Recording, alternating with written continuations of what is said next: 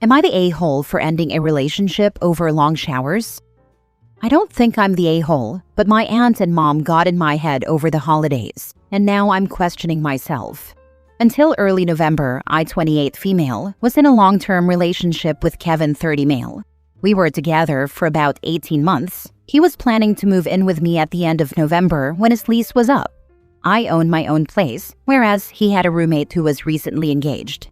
It seemed like good timing all around. Kevin was generally a good guy, funny, charming, easygoing. I thought I was in love, but a few weeks before he was supposed to move in, he made a weird offhand comment about my evening shower habits. Now look, I know some people will find this crazy, but it's not as crazy as it sounds. I have a glorious steam shower with a comfy bench. I take long steams before bed, usually about 15 minutes to steam, 5 to 10 minutes with the water on and off to shower and wash my hair, and another 5 or so for skincare. I'm not hogging the only bathroom or the hot water, and I only do it after everything else is done for the day: work, chores, sex. Anyway, the comment was that I would have to knock off things like that when I was living with him. Which, why? He said I was wasting time and needed to be more present when I lived with a man. Huh? It's 30 to 40 minutes. I can't have 30 to 40 minutes to myself? This led to a longer argument about the various things about myself and my life that I would need to change before he would move in, like I was doing him a favor by letting him live with me rent-free. Many of the things themselves weren't terrible. Putting my various skincare items away instead of leaving them on the shelf, fair. Not leaving so many shoes in the mudroom, they're on a rack, but whatever. Stopping the composting service, he wants to do it. But a few were non-starters. Not having my 17-year-old brother and his friends over unsupervised by him, and not volunteering at a local shelter that houses men. It was wild. He had never shown any indication of being controlling before, so I tried to talk to him about what he was thinking. He just said that him moving in meant that I was his and needed to act like it, paraphrasing. I said that meant we weren't moving in together, as I am not anyone's, less articulately than that, and I asked him to leave. We had another conversation a day or so later, but neither of us budged, so we mutually broke it off. I was sad, but not devastated, mostly just completely confused and questioning my ability to see red flags.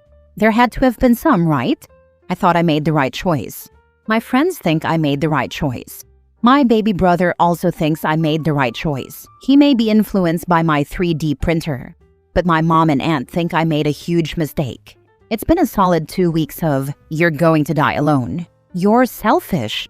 You have to compromise in relationships. You can't expect him to put up with your single girl schedule and habits. He was such a catch." I feel like my head is going to explode. I thought my mom would at least care that he was cutting off free brother sitting when they travel, but nope.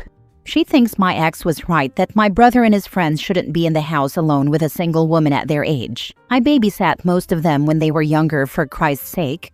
Am I really unreasonable here? I'm driving myself nuts. We are not getting back together. But was I an a-hole? Now for the top comments. Aren't you lucky he showed his true colors before he moved in? Dear God, she dodged a bullet. Not the a-hole. PSA. You can leave a relationship at any time for any reason. Your mom and aunt freaking suck. Not the a-hole. Totally agree. OP, did you suspect anything off about Kevin in those 18 months? I swear I didn't at the time. In retrospect, he did roll his eyes at some of my hobbies and activities, but I thought it was good-natured, like how I make fun of my best friend's shoe hoarding. I love that for her, but also rib her about it. Apparently, his wasn't good-natured. My dad hated him, which I should probably talk to him about to see if he noticed something I ignored. Maybe he made BS comments to your dad when you weren't around. That's what made me hate my brother's girlfriend. Seemingly innocuous comments designed to tear him down and bond with me by trying to gang up on him. Nothing could have made me hate her more. Respectfully, your mom and aunt can buzz off. A lot of older women were unfortunately indoctrinated to believe that a woman can only be happy if she's with a man, so they truly think you'd be happier with a controlling a-hole than single, independent, and free, especially as you approach your 30s. They can't grasp that we have different choices now. Good for you, OP. Last thing I'll add, never let a man move in with you for free. Ever. That was mistake number 1. He was trying to dig himself out financially from debt from a failed business. We had talked about that being something important to resolve before we got engaged or combined finances. It was only supposed to be for a little while, but you're obviously right. I was trying to be supportive and ended up being unwise. Next story. Am I the a-hole for ending things after finding out my girlfriend was testing me the entire time we were dating? I, 24 male, met my girlfriend, 25 female, 3 months ago through mutual friends. Things moved pretty fast. Lots of time together, constant texting, staying over, and talking about where our relationship could go. She was very open about being emotionally cautious because of her past relationship. I respected that and tried to be patient and consistent. About a month in, she started bringing up small conflicts. Nothing huge, things like me replying too late and similar stuff. Every time, she'd say she wasn't mad, just noting patterns. I apologized, adjusted, and thought we were just learning about each other. Last weekend, she casually admitted that she had been intentionally creating different crappy situations in our relationship to see how I'd react. She said she would delay replying to see if I'd panic, cancel plans last minute to see if I'd get upset, bring up hypothetical jealousy scenarios to measure my security, and other messed up things like that. She told me this like it was totally normal, and said she needed to test emotional safety before committing. She said all her friends do this, and that it's just how women protect themselves. I was honestly stunned. I told her this made me feel manipulated and like I wasn't being given a fair shot, that I thought we were just getting to know each other, not participating in some kind of experiment. She immediately got ultra defensive and said I was failing the tests by reacting badly. She said a secure man wouldn't mind being tested and that my discomfort proved I wasn't ready for a relationship. That was the moment I checked out. I broke up with her the next day. Told her I didn't feel comfortable continuing if honesty wasn't the baseline of our relationship. She accused me of being emotionally immature and said I ran away the moment things got real. Now, a couple of our mutual friends are saying I overreacted and that dating is always a test, whether people admit it or not. I don't believe that intentional manipulation and playing on the nerves of your loved one is real when it comes to true love. Tell me please, am I the a-hole for reacting that way? Not the a-hole. Jesus Christ, no. Not all women do this. How can you actually have a relationship with someone when almost every interaction is a test to see how they'd react? It's disgusting. I'm a woman, and I've never done stuff like this, nor has any woman I know. But then, I'm not friends with manipulative, insecure, immature women. Feels more like a social experiment than a relationship. Not the a-hole. Honestly, testing in a relationship is such a juvenile thing to do. You're good without her. Not the a-hole. Girls who feel the need to test their partners or friends are just that. Immature girls still sitting at the middle school lunch table. Real women who are mature enough to be in a relationship do not play games like this. Go find a real woman to date and possibly build a future with. Leave the adult kids to their corner of the playground. If she's that damaged by a previous relationship, she needs a therapist, not some guy to put through a gauntlet to prove trust. My sister-in-law was a bee who caused lots of unnecessary drama for most of the time I was dating my wife. After we got married, she said it was because she was testing me. I never really looked at her the same way again, even though she acts nice now. Not the a-hole. Next story. Am I the a-hole for divorcing my wife? So, some important context. I, 26 male, and my now ex-wife, 26 female, were what you'd call high school sweethearts. We got together in 9th grade back in 2015 and were together for approximately 10 years, about 3 of which we were married. As a couple, we had been through thick and thin, a long-distance relationship, toxic parents, and near homelessness. Not everyone is privileged enough to have such a partner. Whatever social or financial standing we had, we achieved together. That only added a sense of unparalleled respect to the already immense love I felt and still feel for her. Anyway, back in March, she broke the news that she was pregnant. This was not in any way a planned pregnancy. I can safely say that a baby was not on any checklist I had at the time, primarily because I felt I wasn't ready to take on the responsibilities of being a father, and because I knew my parents, who are longing for a grandchild, would never acknowledge one I had with my wife. But she single-handedly convinced me that this was a feasible endeavor, and I quote, possibly the best freaking thing that would ever happen to us, period. So we as a couple dove headfirst into this. I cannot properly explain in words what happened next, but any decent parent would understand what I'm trying to say. Ever since I saw my little girl on that ultrasound, I've developed a bond that transcends all others. My wife couldn't have been happier. Fast forward 2 months, late May, and my wife did a complete 180. One afternoon, she abruptly said that she no longer wanted to raise our daughter. I was instantly taken aback, and from that point on, it was true hell for me. My in-laws and I tried to find the reason behind this sudden change and tried to make her feel comfortable with the choice we had initially made in so many words and actions, but to no avail. She was adamant that we put the baby up for adoption as soon as she was born. For clarity, abortion was never on the table for anyone, not only because it's borderline inaccessible where we live, but because it was simply inconceivable, even to the woman who no longer wanted the child. I made it clear to her, in no uncertain terms, that I had no intention whatsoever of putting our baby up for adoption. She then developed this bizarre idea that I had chosen the unborn baby over her, and that she had become insignificant to me. I love my wife, but to be perfectly honest, I've grown to love my daughter just as much, if not more. The last thing I wanted was to choose between my wife and my child, because either way, I'd be losing something irreplaceable. I was afraid I'd grow to resent the person who gave me such an ultimatum. I felt completely alone in this. At the end of the day, her parents were first and foremost her parents. I couldn't go to my own parents for obvious reasons, or to our friends, bless their souls, because they weren't emotionally equipped to handle something of this magnitude. I tried to take her to see a therapist many times, but she refused, saying I was trying to build a case for a future custody fight, which I absolutely was not.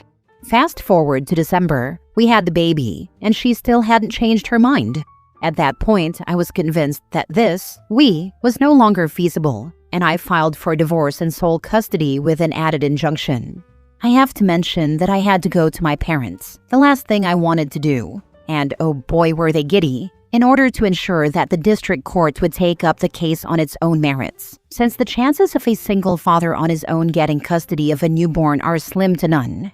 The tame version of what happened next is that she flipped out. I can see how, from her perspective, this felt like a deep betrayal. But what other choice did I really have? She called me every name in the book. Even her parents, whom I was closer to than my own, concurred with her. So am I the a-hole? Could I have done something differently? You can divorce anyone for any reason.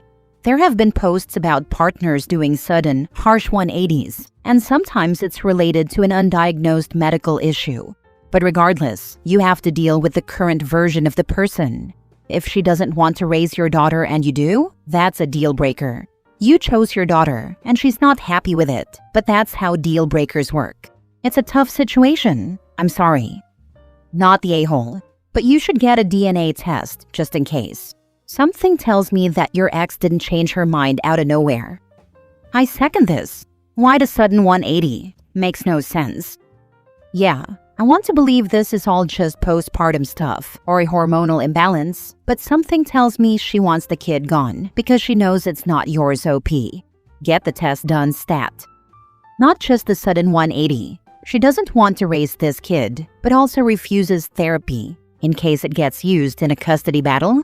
Why is she worried about custody arrangements for a child she doesn't want? Why not just say, okay, fine, take the kid and go if you want her so badly? Why insist on adoption when all she has to do to absolve herself of responsibility is give up custody to the parent who wants the child? She, specifically, has a problem with OP raising this particular child, and it'd be a good idea to find out what that reason is. Last story. Am I the a-hole for refusing to take a break and instead want a permanent breakup? He, 25 male, told me he wanted a break a few hours before New Year's after knowing I, 25 female, had been in the hospital until that morning for a severe allergic reaction, and he said it right before New Year's dinner with my family. He then went on to say he couldn't imagine a future with me and my health problems because he wouldn't be able to deal with taking care of the house and hypothetical future kids whenever I wasn't feeling well. For context, I don't have the best immune system, but it's not the worst either. I do have rough periods every month and don't usually want to go out when I'm dealing with them, but I've never avoided things like cleaning up after myself or doing the regular things you still do when you have bad cramps or migraines. We did have to cancel a couple of dates with his friends recently because I caught a bad flu strain and my childhood asthma came back full force. But he knew how bad it was, and we still hung out at my place just watching things and cuddling instead. Am I the a-hole for not wanting to take a break and for telling him I couldn't see things the same way after he said he couldn't picture a future with me anymore? He kept saying that he loved me and that he wouldn't see anyone else during the break. But to me, it feels like he's saying we won't work unless I magically recover from all of my health issues, which isn't realistic. I feel like I'd live my life afraid of worse, uncontrollable health complications because he showed me that he wouldn't be able to handle it, even though I've helped him through all of his darkest moments. Not to mention, I opened the bouquet out of curiosity, and they were white and black sunflower-like flowers. Sunflowers are my favorite flower that felt like they were meant for a funeral. I tossed them out, but even my mom and siblings said they felt strange too. Edit added, I deleted another part at the start of the post to avoid making it too long and lost some context. He showed up with a bouquet taped shut, which I initially thought was because I'd been in the hospital, and I even said, you didn't have to do that, thank you.